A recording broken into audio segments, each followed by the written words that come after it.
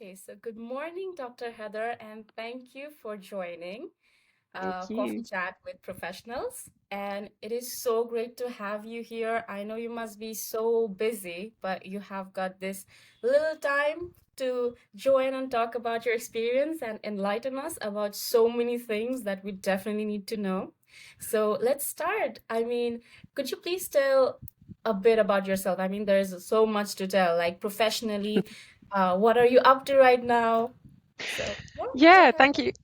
Thanks so much for having me. And I was so happy this morning knowing my first meeting was going to be chatting with you and with my coffee. So thank you so much for having me.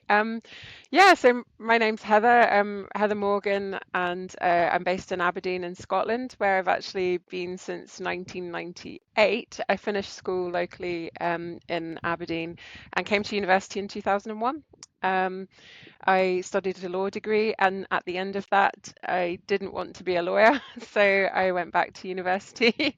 I think I just didn't want to leave university actually, but yeah, I came back and studied some social sciences and did my master's in research when I became really passionate about doing research and research methods, and then did my PhD, which was all in social sciences, but then started to think about jobs, I guess, and that, finishing study, but really wanted to work in research. And so a post came up at the medical school back in 2011, 2012, which I applied to do and came and worked here for 5 years doing pure research, working for different people on different projects, and a real baptism of fire, learning different disciplines, learning different methods, and how all of these come together in projects that were government funded projects that were around different healthcare issues. And then I really enjoyed like supervising students and sharing my passion, but also my experiences of doing research with students. So I changed onto a teaching track in 2017 and then started working much more closely with students every day on their passions, their projects, helping them to formulate their ideas and their career trajectories, and actually working with master students in particular who are looking to transition careers from maybe they've already been working and have a background either clinical or otherwise, and then they have a dream and an ambition, and they come to do their masters with us in Aberdeen. And working with students is really for me something that I just really love, but also working like work placements and getting people into the right experiences and connections and networks to really help them pursue their own professional development. So that's what I really am passionate about, and that's what I work on. Yeah. That is so lovely. So currently you are the professor of Aberdeen University, and honestly, I was your student, and we all loved you. I have to say this. I just have to say this. I'm sorry. I can't stop smiling because I've seen you out there so long. I can't. I just can't.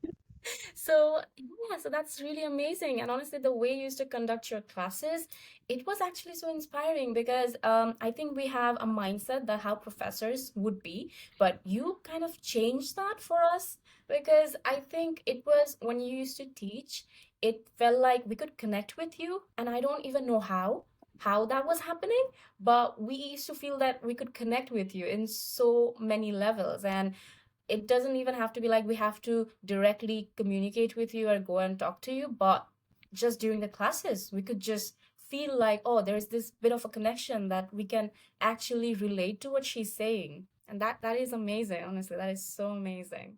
That's really special feedback. And I think that's really like teachers, give feedback to students all the time. They grade their work, and that's part of the job. But I think it's so important to actually think about people's experience when they're in your classroom and their connection with you, because I think teaching and learning is so much more than, what's on the slides or imparting information or telling.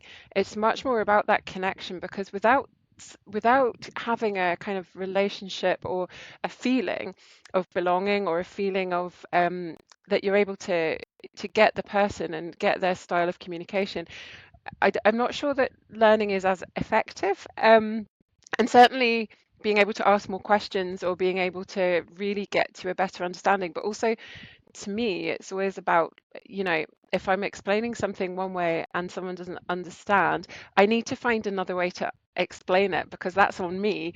But equally, I need to learn as well. Like, and each class like has a different dynamic, I think, as well, in the people in the room. And the other thing to me is quite often when you come into a university setting, it can be very formal or it can be very serious. And I think the work that we do is very serious and requires to be formal in the ways that we present science and we write. But when we're humans and we're in a room together and we're learning, like learning should be fun, right? Learning should be a joy because that's what we're here because we love to do. So if it's something that we love and it's something that we enjoy, and we're so privileged to be able to take the time to be full time in education and in a university setting, we should enjoy that and celebrate that together. So to me, that's what I like to kind of try to create in a classroom. That is so beautifully said, honestly. It aligns with you, it goes with what you are doing, and it just gives students this hope, I think, a sense of something seeing something familiar, even being away from home or away from your natural environment, just a sense of, belonging, just Mhm. what you said. It's actually amazing. Thank you so much. Yeah. So I would also like to go further and talk about how you actually manage your mental health or your well-being while you are teaching, because you are at the end of the day a human being as well, and you might have had your own struggles. You have had so many degrees and you went so far in life. So how did you manage all those mental health issues? How did you cope with them? If you could let us know. Yeah, of course. Yeah, and I think they change over time as well. And I think at different stages in your life, different things are pressuring. So sometimes it might be, I can remember when I first applied for my master's degree, I was really scrambling around to try and find money to pay for my master's degree. So for me, that was a massive stress.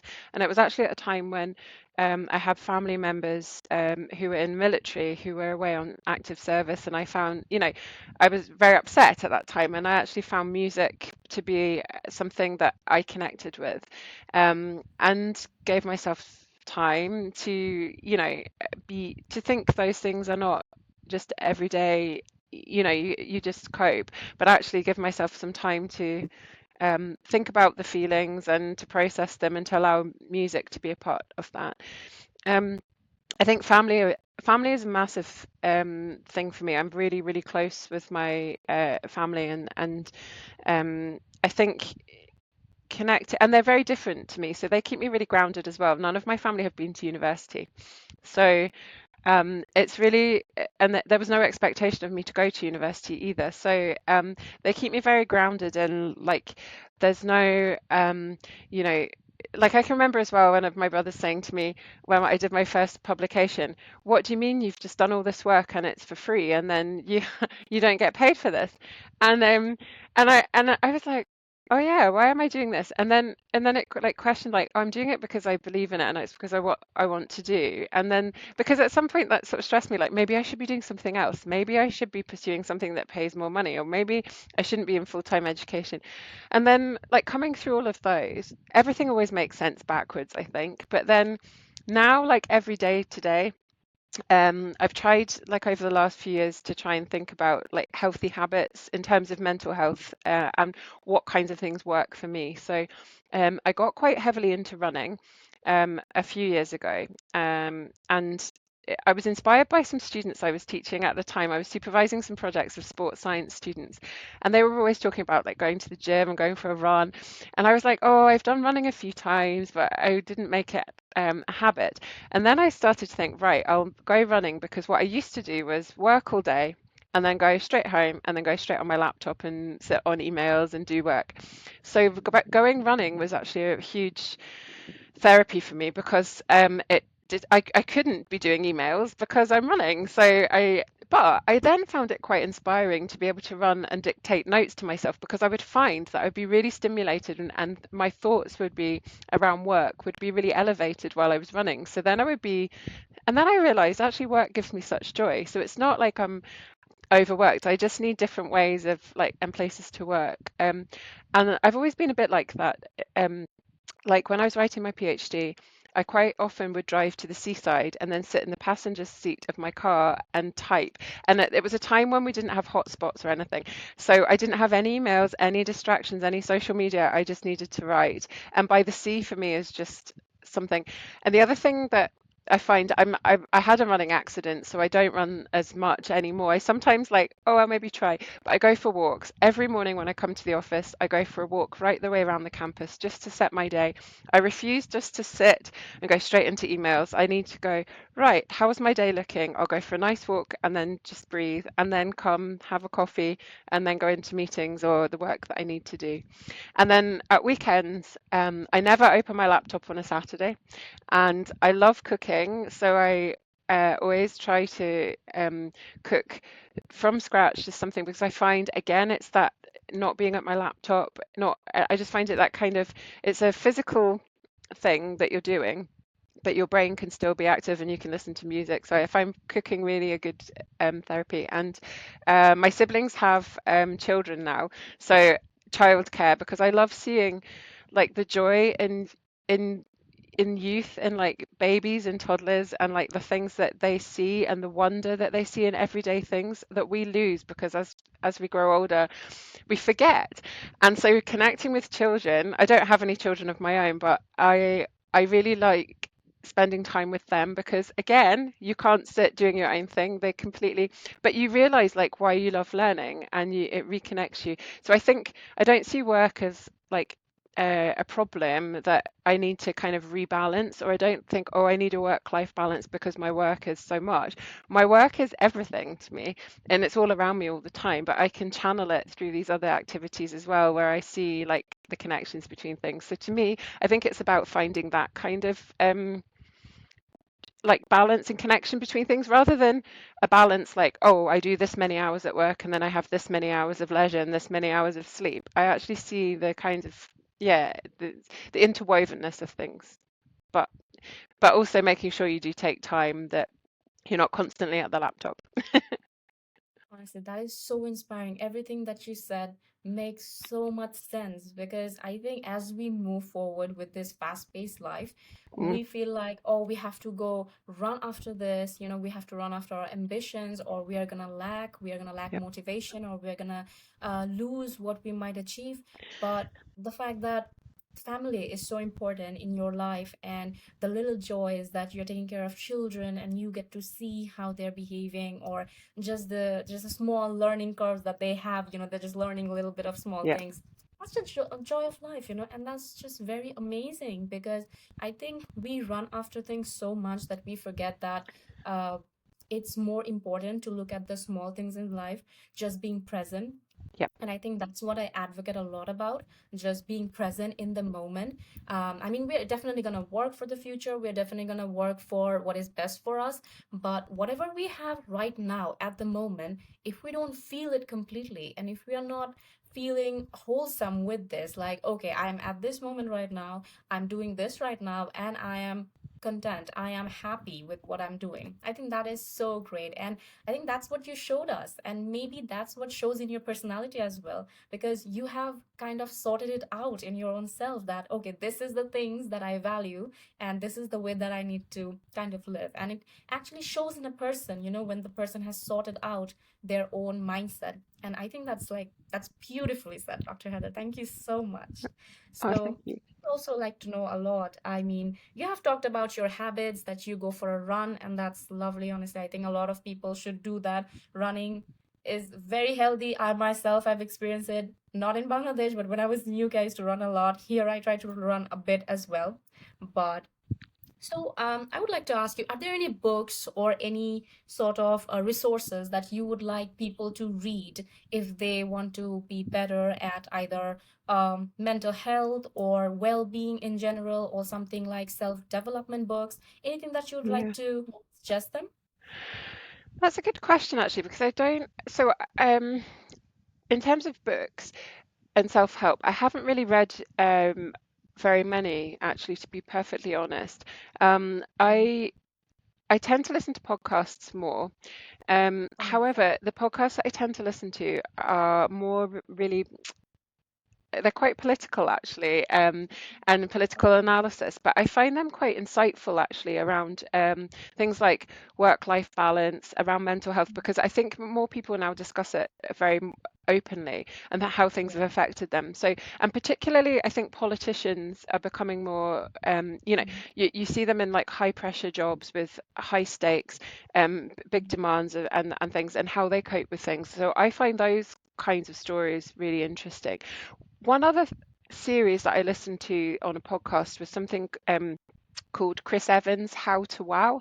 Now, Right. it was when I actually ran a marathon a few years ago and I was training for it, Mhm. and I found this series of interviews that were actually, what was really good was some of the interviews were like quite short, like an hour, but some of them were much longer, which was really good because when I was doing longer runs I could just listen.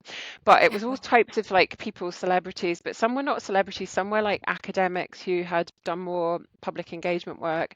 Mhm. So there was like nutritionists, there were musicians, there were comedians, politicians, but it was almost like their life stories and how they coped with things that had gone, like their early life and their parents' expectations of Yeah. them, or their Mhm. education, or their like relationships and how things had and hadn't worked.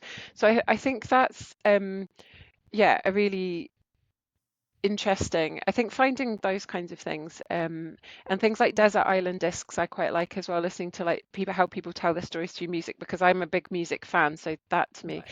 But one of the books I've come across recently, is called Surrounded by Idiots. And I came across it because Yeah. we have been, so in my classes over the last few years, we've been running this as a workshop, but it's not me, it's one of our colleagues in the business school. So I connected with this colleague, and he was telling me he does this workshop around communication styles.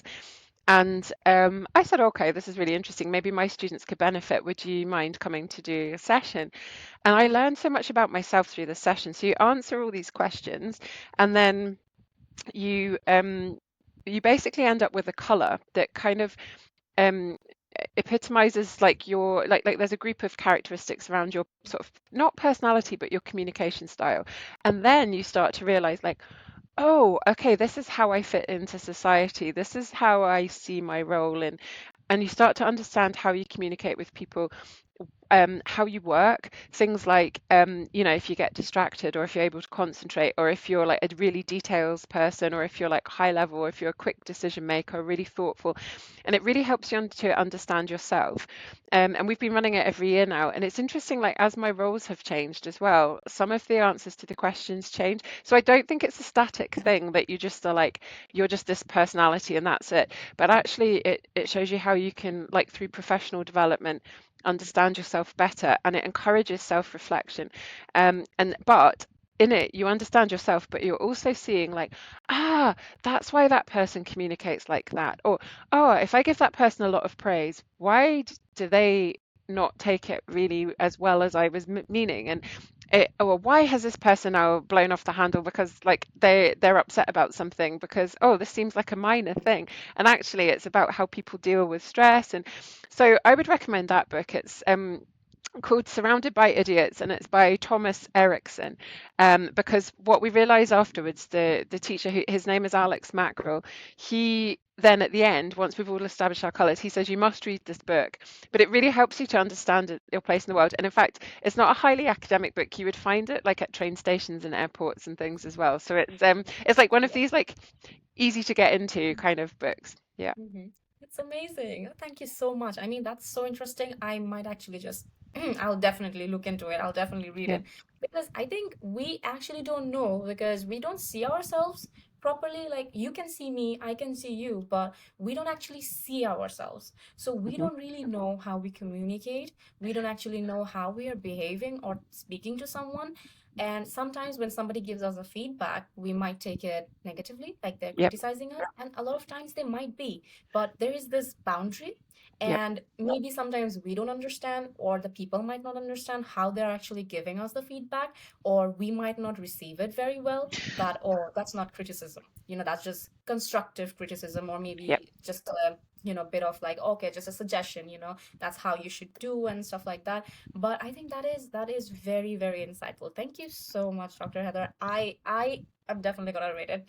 So Moving on, so you definitely have seen so many students working with you. You have taught so many students. So, a bit about the students. So, what would you say is the biggest or I believe common mental health challenges that most students face in your class or in general that you have might heard from your colleagues and everyone? So it's interesting, so when people say mental health. So sometimes I'll get an email from a student. They'll say, "I'm experiencing mental health challenge at the moment," or I'm. It can be phrased differently. I'm trying to think of different phrases, right?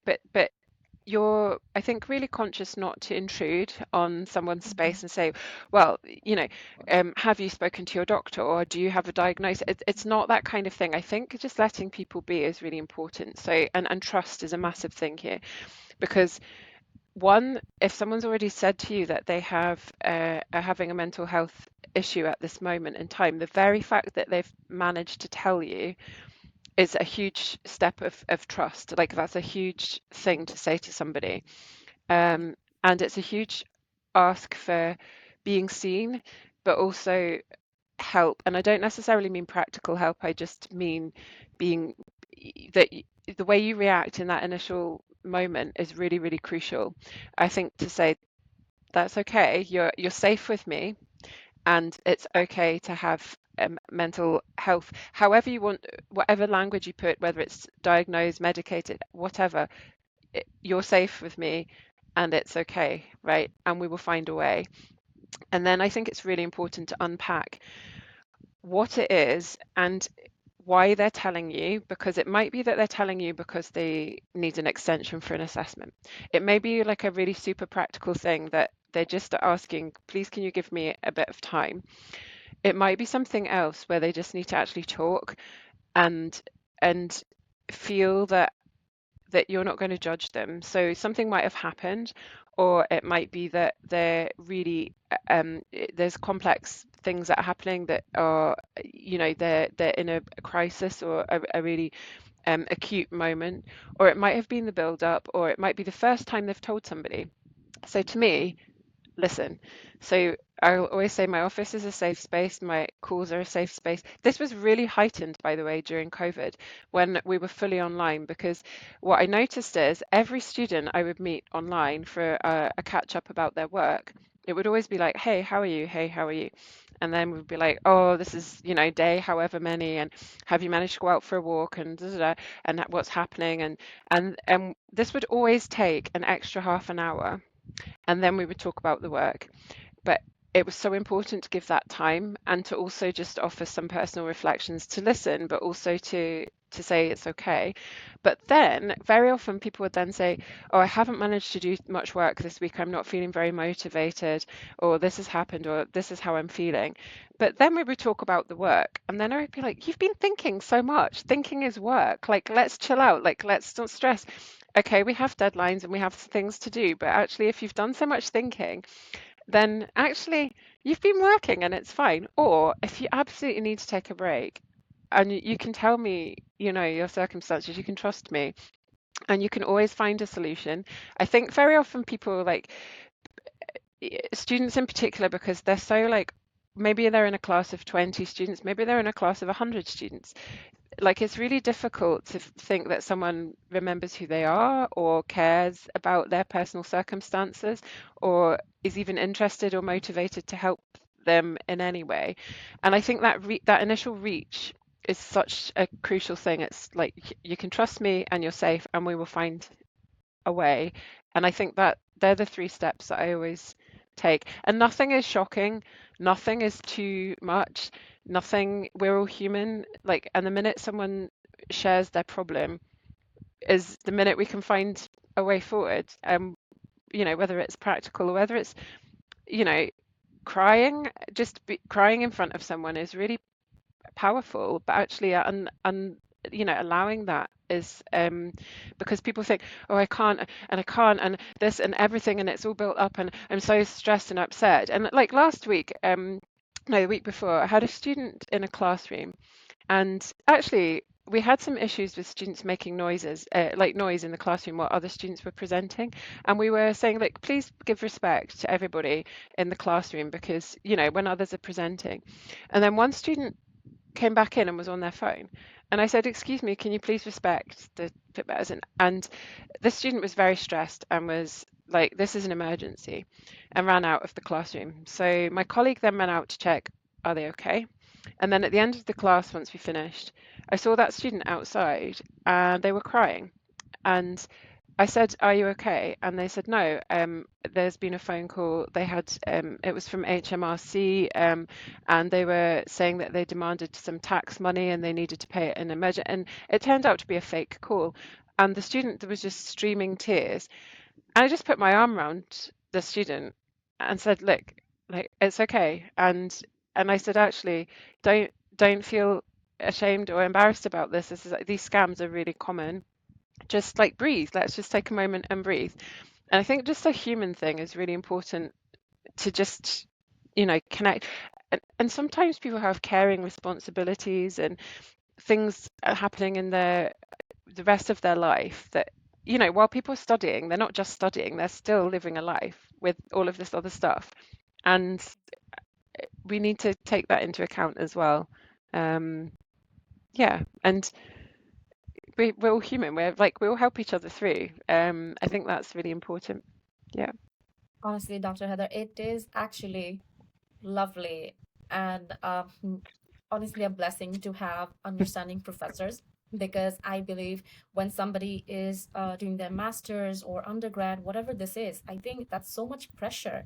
Mhm. Like you said, we are still living, we are still humans, and we have other things going on. So going through all of that, plus the pressure of education, plus the Yeah. pressure of doing something big in life, achieving our goals and everything, it can take so much from us. And if we have somebody who we can go to and just say that I'm not all right, I might need a few moments, I might need to just talk it out, that's a big, big relief. And thank you so much for providing that safe space. I mean, I can imagine all those students how they might have felt when they could just come to you, or maybe just you know blabber about, just random things, just Yeah. okay, I'm not feeling like it, and you can just tell them to calm down, it's okay, we'll move forward from this. So it actually gives so much relief to know this. So I am very happy for those students, and I'm so amazed that you are able to provide that safe space, because you are a human as well, so you might have your struggles as well. So it's not necessary that you will always be able to provide that space, because mentally you also need to be in a safe space. So that is also very, very crucial. And we may forget that in case of our professors, or Mhm. somebody that we are going to for help, that they are also human beings and they might need help as well. They might need some time as well. But you doing that for your students is remarkable, honestly. Thank you so much. No, I think you're really right, and I think I think it's when you're a professional and you're in a role. I think the other thing is actually yes, you do need to protect your own, mental health and well-being, and things are going on as well. But sometimes sometimes it's not appropriate to share those things, and sometimes it's enough to say we're human, it's fine, and we can get through this.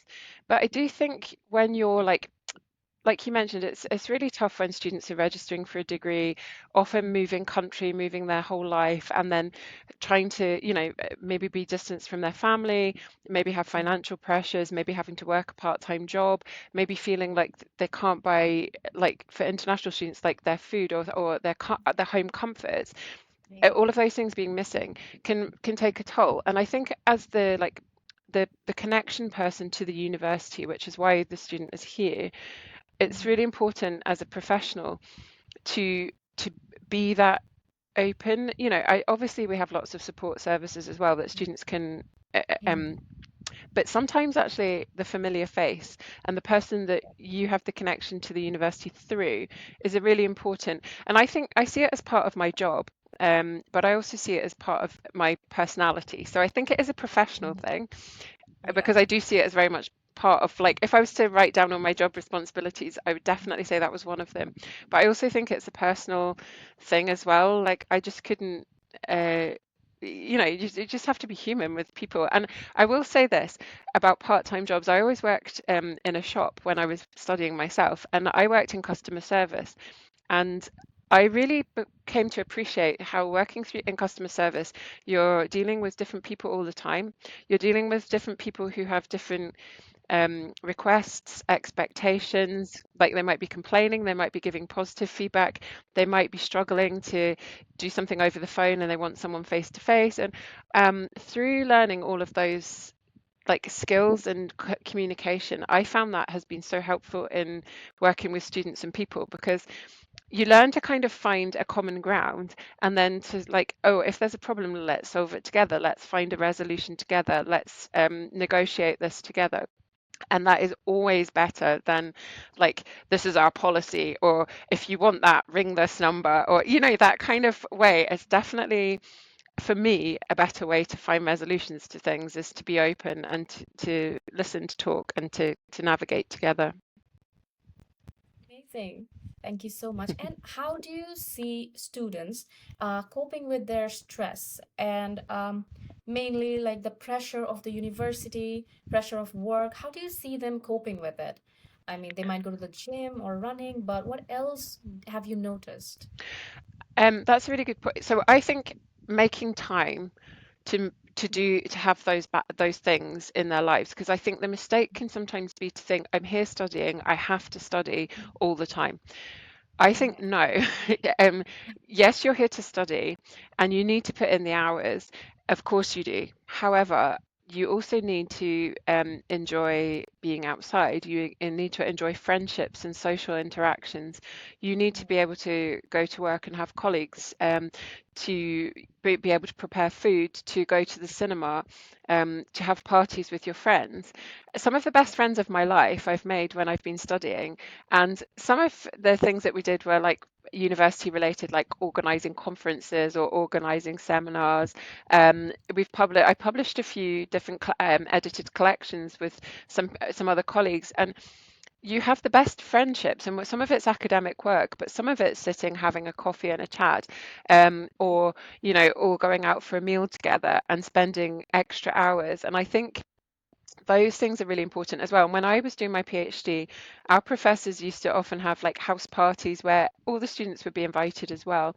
And I think that's a really nice, like, social interactions with staff and lunches. And I think there's been less of that, to be honest. I think there's been a real decline in that. I think higher education has changed slightly and has become, less relaxed in some ways, in those out of school things. But I think, I really like it as well when I bumped into students in the city centre who would be like doing like things at the weekend and stuff. And it's like good for students to see you doing things at the weekend as well.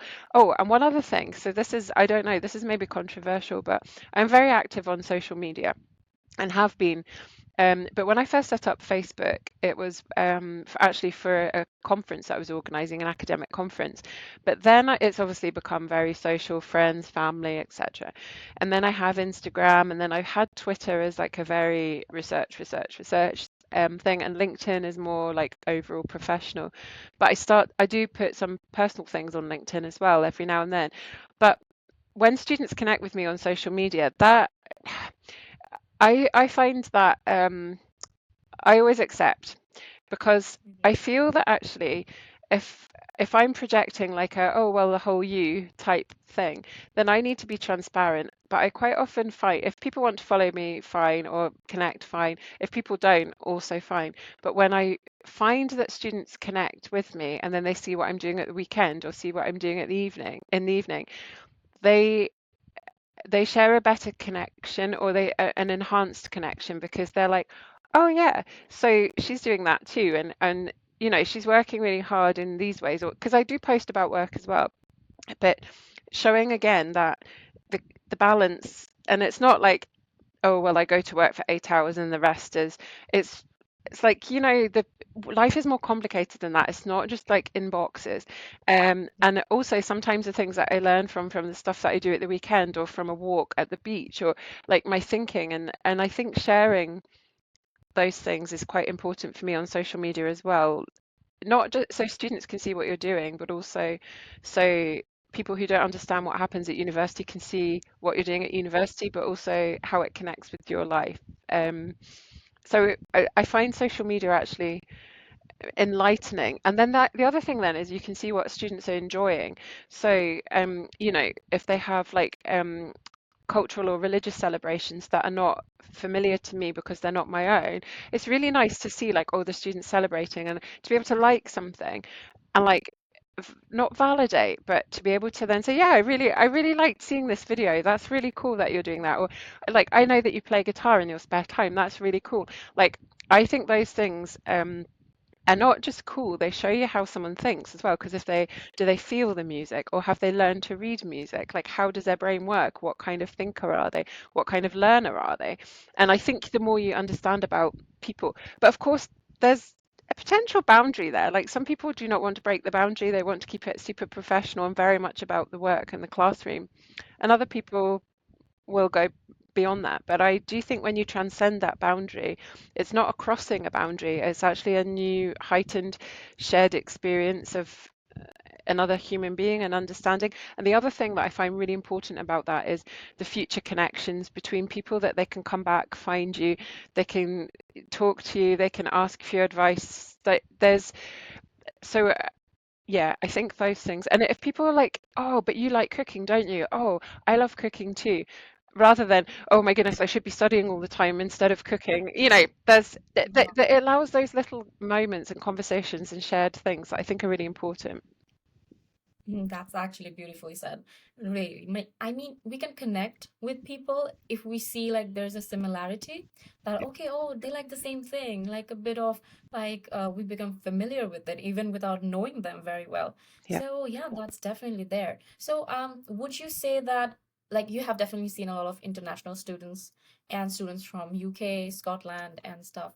So would you say that the two kinds of students, they deal with stress differently, or they deal with mental health differently, or do the international students come to you more often or less often with their mental health issues? Yeah, that's a really good question, actually. I wouldn't say I've detected any particular patterns, to be honest, because as you say, I'm an academic personal tutor for undergraduate students, many of whom are home students, Scottish students, whereas master's level students tend to be more international. We have home students as well, but we have different numbers there. I would I would say that home students, I think they struggle maybe in the first year, that kind of how to what university is when they've left school. They're young, and they maybe moving away from home for the first time, but they have 4 years, right? So those students, I think, can see it differently in terms of like, I'm going through a 4-year program or 5-year program. This is year one. It's going to be difficult. And I tend to find those students come to you either in first year because they're struggling to settle, or in their last year because they're really worried about the future, really, really worried about the future. And those things tend, and otherwise they come to you with a family crisis, or they've had a diagnosis, or a family member has, or something. But otherwise it tends to be either end. I think for master's students, first of all, you only have 1 year. And everything is so like, you have to hit the ground running.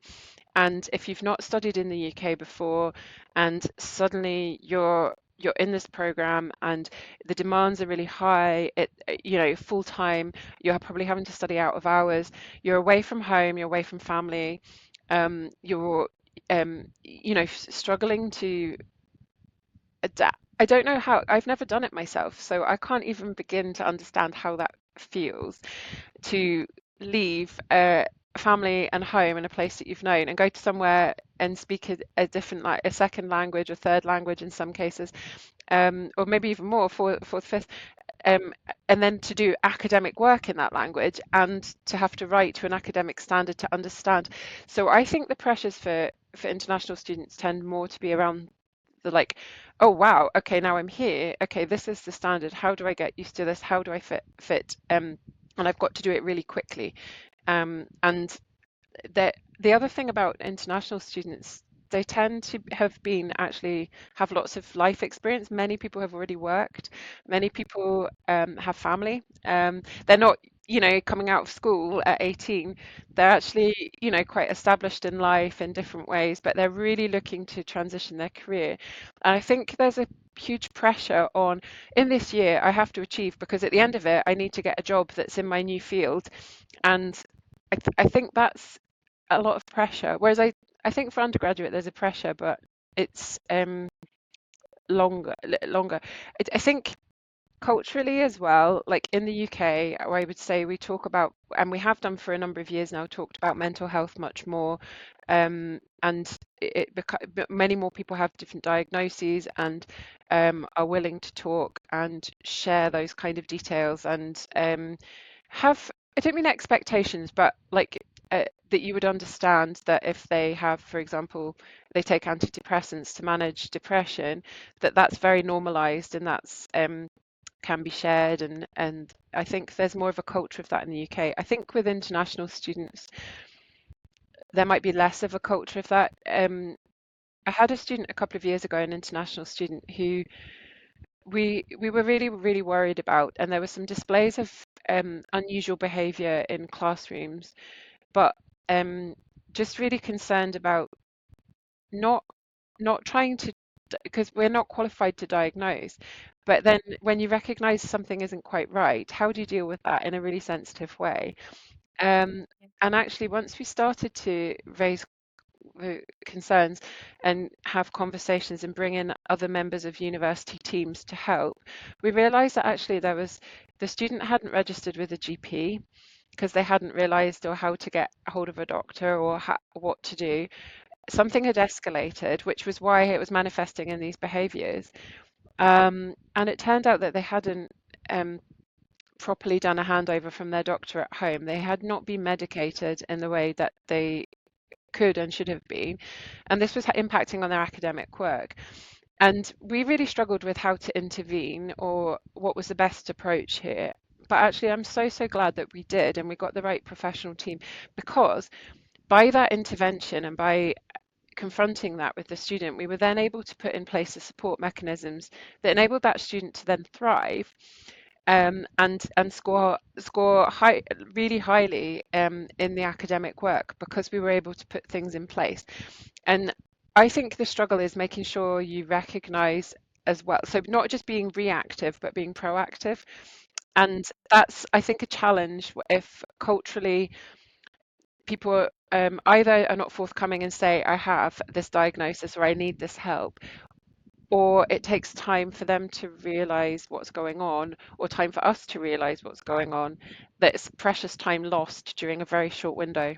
Um, so I think over time that's maybe changed as international students coming into the UK recognize, um, it's more normalized in sort of like NHS websites and in the hospitals and going into GP practices, there's always things like need to talk to somebody, or um, you're not alone, or you see different leaflets and things. And I really hope those things do help to try and enable those conversations. But yeah, I think we're still a long way from making sure everybody is able to do that. But I think sometimes as well, even maybe in a group of students, because we know like obviously students have WhatsApp groups as well. We have like the formal channels, but I really hope that, if somebody, a student in a group, has a really positive experience of somebody actually supporting them through mental health issue, that I know not everyone wants to out themselves, but that they're able to share, like, don't wait, come forward, make sure you go and talk to somebody because they will help you. And I hope that message, it's not just like the formal university emails, but actually I hope that message does come through that, we're here. And we can't, sometimes I'll send an email to a student say, I'm obviously not qualified and I don't want to make this worse, because sometimes that's the other thing. If you don't have the right techniques, Yeah. you could actually be doing damage. So, Mhm. but I also don't want to just say, oh, well, here's the link to support, so just go and see support. I am Mhm. really conscious that I'm like, I'm here, you're safe, I'll listen to you. I'm not qualified. I don't want to make this worse, but I'll always listen to you. But we also need to make sure we involve professionals if we need to as well. So I think there's that too. But making it known that there are those mechanisms in place. Well, that is 100% true. It is, I think culturally, it is very different because I think even back in Bangladesh, I don't know about other Asian countries, but quite like it's not the same as in UK because in UK we see there is a lot of different places we can go for Yep, help. yep, I yep. mean, they're more open to it and the people are more open about their mental health. But in Bangladesh, it's not the same. And I think it's a bit of a struggle, especially when people go from here to abroad to do their master's or undergrad, whatever it is. Uh, it is a relief to be able to talk about it because they are going through a lot of things. But I feel like the people who are here, they're also going through a lot of stuff, but they're not able to kind of deal with them and not able to actually talk about that as well. So I feel like there is a lot of differences in culture, and it might take so long to get out of it. Even I have seen people who may have traveled, but um, they couldn't really adapt to that. Even then, they're very closed off, even though they're dealing with some things they might not actually talk about it, which Yeah. is very harmful for their health because mental health affects everything in your body. It affects the way you behave, it affects your relationships, it affects everything. So it is so important to kind of get straight in your head, to know what you actually want. If you want help, if you just want to talk to somebody, if you actually want to diagnose yourself or anything, or just want to sit with a cup of coffee, it's so important to do that. Yeah. I think as well, just trying to read like students too, if people come forward and maybe actually, so some of the things could be like stress. So a student might come forward and say, I'm really, really stressed, and the pressures and everything. And then if you say, oh, come, let's have a chat, or maybe let's go and sit in the coffee shop and just have an informal chat, then maybe it turns out that sometimes it's like fears about the future career. Right, Mhm. but you just want to talk to somebody. You don't want an appointment with the careers service because it's about the career. It's about the stress in this moment, but it might be about the, oh my goodness, I've taken a year out, I'm away from home, I need to make this work. My family have got expectations of me to achieve on this. I'm struggling because academically maybe this grade wasn't my expectation. How do I fix this? What am I going to do? I'm going to be an embarrassment. I'm not going to be able to get the job, that I can't go back, my reputation, and maybe even like beyond their own reputation, their family's reputation, the expectations, all of this stuff. And then actually, if you can let that out and then say, right, okay, well, okay, where's the issue here? Like, how can we work together? What can we work on? What things can you do? And it could be like tips and tricks that actually can just relieve some, because it's complex. Like people are not just having you know, like mental health is not like, it can be good and bad, but it's always I think a spectrum, and it's these waves of it as well, and sometimes the panic moments set in, and actually then you can, bring the, but I don't think the panic moments are necessarily a bad thing, because actually they can sometimes help you to resolve something and build in for the future. So but I think by sharing them with somebody else, and I think that the having a cup of coffee thing is really important, and I don't think we build that in enough, and that we kind of build that relaxed classroom environment, or that even talk about, like, if we like coffee, this, or maybe we don't like coffee, maybe we like tea, maybe that's even a good, like, like icebreaker, Mhm. and to try and just connect again on, but making that time, I think. And as I say, during COVID, I really, really appreciated when I got to spend time with students on a one-to-one. Like, where before I noticed, yeah, we would have some chat on campus, but we would get through the work and then we might have some, and that would be fine. Having those moments to actually just talk about things more openly has definitely, I think, made me be more open from the beginning, and try and set that tone as, like, make it obvious, make it explicit, rather than, oh, well, maybe if you discover it, then you'll have that side of me, kind of a thing.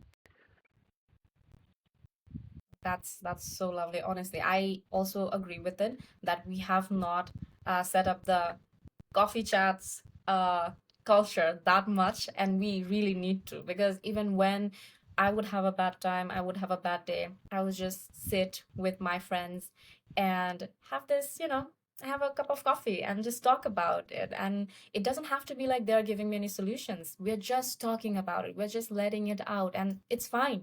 It's not like every single problem in your life need to be solved at that moment, Yeah. but you can just talk about it.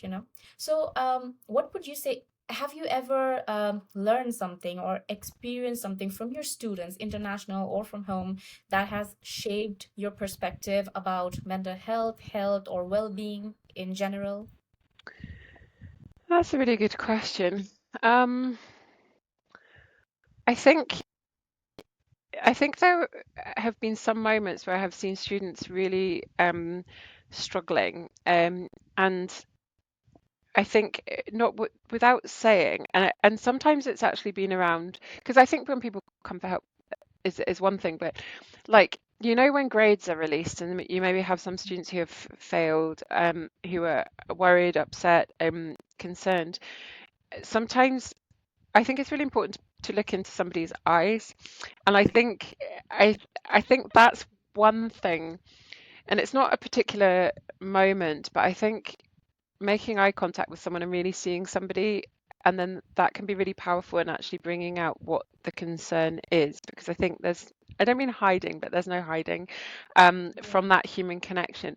So I think that's really important to, you know, email, you can create a sense of something, but I think giving somebody like time and your eye and your ears um, is really important. I think I found that over time. I don't think I've had a particular like, oh, someone's come to me and given me a really good strategy as such. But I do think learning and sharing what works, like the balance of like exercise, food preparation, connection, social connections.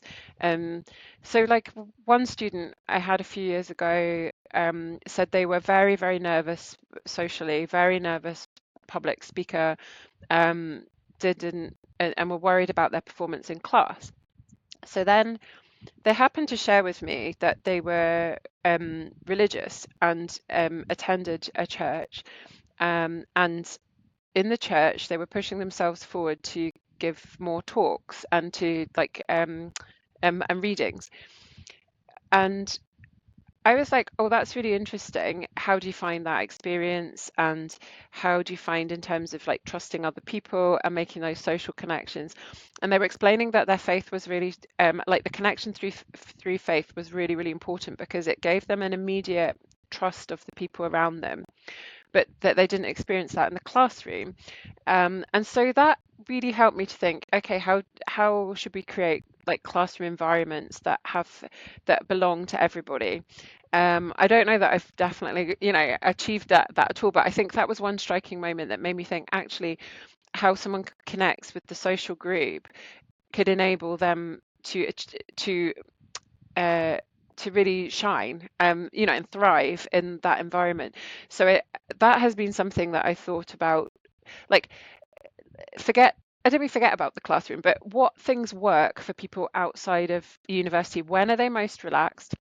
When are they most happy? When are they most able to be their best selves, to be the most confident, to be like to feel joy in their hearts, to connect with other people? When do those moments happen for people? And how can we build more of them into the classroom so that learning and teaching and learning can be relaxed, joyous, happy, those like when your eyes light up moments, and when people can be confident with each other. So to me, I think that's probably the learning. And if we can take what we do on the outside that gives us all of this and build this into what we do, then that to me is probably the biggest learning. That is so beautifully said. Honestly, that is refreshing to hear, because I mean, I don't know, maybe we don't hear that a lot from professors, from a lot of teachers that we have, or maybe I haven't, or anything like that. But it is refreshing to know that your professors are thinking in this manner for you, that they care so much about you and your mental health and the way you actually are learning in your classroom, that they are trying their best to provide you with the best environment, to provide you with maybe set a community. Because when I was studying, I could see that the professors would give us tasks. They would give us some sort of like, oh, there's a timing and you make groups and you make different groups. So they're trying their best. They're trying their best to kind of get us in communication with the rest of the class, with other people, to get us doing more social things. So it's wonderful how you actually think, Dr. Heather, honestly, how you actually care about your students, care about their mental health. It is actually so refreshing to hear all this. I mean, I feel so blessed. I Oh. feel blessed that I was your student, honestly. And Oh and my that's God, the other I thing. love it. I feel blessed that you're my student and that we're still connected, and that this is just a testament to that you have got back in touch with me after a few years since we last saw each other, and that we have a connection, that we're able to use that, and it's beautiful for me to see your career. Like the catch up we had before we started recording was very brief, Yeah, but you did tell me what you've been doing and yeah, the things that mattered, and the fact we were smiling and enjoying each other's company, because I think there can be this not divide or hierarchy. I don't think that's right, because I learn mhm, from my students, but also my students go into the world then and they do amazing things. And I love to yeah, hear about those amazing things, and I love to reconnect, because we all come to learn because we want to do something, and we want to do something better mhm, and make the world better. And actually, yeah. that is what we share. And then when we can reconnect over that, it's really, really powerful. And I always, I'm so always delighted to hear from students. And when I see your message in my LinkedIn, I'm like, oh, I haven't heard from you for a while. Why are you messaging me? Like, this is really exciting. Like, what are we going to do? Like, how are the messaging? So, and I think yeah, I that for me is really, like, it's lovely being in the classroom. Like, I love being in the classroom, but I also really, really love those reconnections, and that we have this network and connections between each other that actually grow and develop over time as well, because again, we're Mhm. human. Like, you and I have both aged since the last time we saw each other. No, we have both not visibly, obviously, no, but we've both aged and we've both grown, and things have happened and different things have gone in our careers, and we can still learn from each other on those things. So, to me, that's really important. I love that, honestly. Like I said, I could not stop smiling looking at you. That's why I had to like pause the recording. I had to wait that, okay, I need to stop smiling like a dork. I'm sorry for my language, but I was smiling like that. And I was like, I need to stop smiling like that. It's gonna make me look so weird and unprofessional. So I was like, okay. But honestly, even at your classes, when we used to sit, we used to be like, oh, it's Dr. Heather's class. Oh, we're gonna have like, it's gonna be fun. So it was like, and we loved it. We actually loved it. So it kind of shows how much impact a professor, a lecturer can have on a student's life. Like maybe after years, they remember that teacher, that, oh, that teacher taught me in such a way that I still remember this. Or I don't actually remember, oh, the exact word she was teaching, but I remember her vibe. I remember her energy. I remember how she was communicating, although although you were communicating like 150 students, we Mhm. were a big batch of Yeah, students. yeah, Yeah. Although you were communicating with all of us, we all could get a sense of the communication. So that is a huge thing. That has such a big impact on students, their mental health, their well-being, I would say. Because when you go somewhere and you find someone that you actually connect with, like I said previously, like we have been talking about, that connection is so precious. That connection that just lasts. And even after years, you might go back to that connection and just, redefine it, just get to a new zone. Yeah. yeah, definitely, definitely. And I think as well that you mentioned, numbers of students, and I think, it's really important. It's always been really important for me to know students' names. And that particular class and cohort, I found that a struggle because of the number of people. And how do you Mhm. make sure that everyone feels special in that room and recognize an individual? That was Yeah. a huge challenge, because it is important for me to know someone's name and to recognize someone's name, and to know, Yeah. like, if an email drops a few years later, that I still know who that person is and where when we. So, and that is a professional challenge, but it's not a barrier. I think you need to find strategies to overcome that, and ways to work, and it's really important to remember people and to be able to reconnect with people. Absolutely. For sure. So it was amazing chatting with you. But before ending it, let's just have a little game. Okay. So I'm just gonna give a sentence and you would just complete it. All Oh, right? okay. Small one. No So pressure. when I'm no pressure. It's just very light. It's very academic. It's very formal. Okay. Okay. Don't worry about it. Okay. So I'm gonna start. So you being like you'll answer as yourself. When I'm stressed, you'll fill in the blank. Go for a walk. Okay. All right. The best advice I ever got was Oh, best advice I ever got. Uh, so it's not advice that directly to me, but it's a quote, and it's how you make people feel. People remember you by how you made them feel. amazing. That is so true. And I can see you live by it. Okay. If I wasn't a professor, I'd be. A long distance lorry driver because I love driving, or a hairdresser because I love doing stuff with hair. Yeah. Oh, that's amazing. Okay. University life is. A privilege. Ah, that's amazing. That's honestly like that is a very, very different perspective you just put out there. It is a privilege. It is such a big privilege. I Yeah. know. Yeah. That is amazing. Thank you so much, Dr. Heather. It was honestly lovely, lovely chatting with you. And likewise, And I've really enjoyed it. Thank you so much for inviting me. I'm absolutely humbled and delighted and really pleased to have had this conversation with you. thank you so much for joining. I could have not guessed, like, because of course you're the professor and you're in Aberdeen University, you must be so busy. And I did not actually think that you would be able to, I mean, you replied so fast, you were very eager about it, and it made me feel so good. It made me feel so happy that, so many people are actually willing to share their experiences to help out other students or other people just to get an idea about their life or their experiences because a lot of people can learn from you, right? And so it was really refreshing. It was really enlightening to Oh, have this conversation with you, thank even you. from the beginning, how we were setting this up. It was very, very, I think, light and easy. We were both like, especially, having this conversation with you after so many years. Uh, it was very light. It was very easy, comfortable. I could just be myself with you. Like you can see me. I'm just being myself.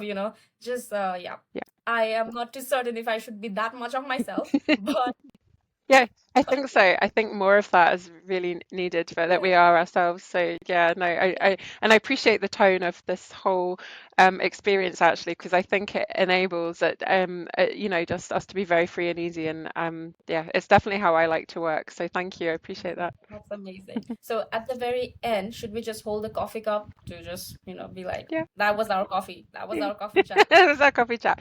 Thank you. And That, I did make coffee. You can see. oh yeah, me too, but it's I'm done now. You So done? Oh, thank thank you you so so much much. for today. It was lovely. Thank you so much. Bye bye. Likewise. Thank you.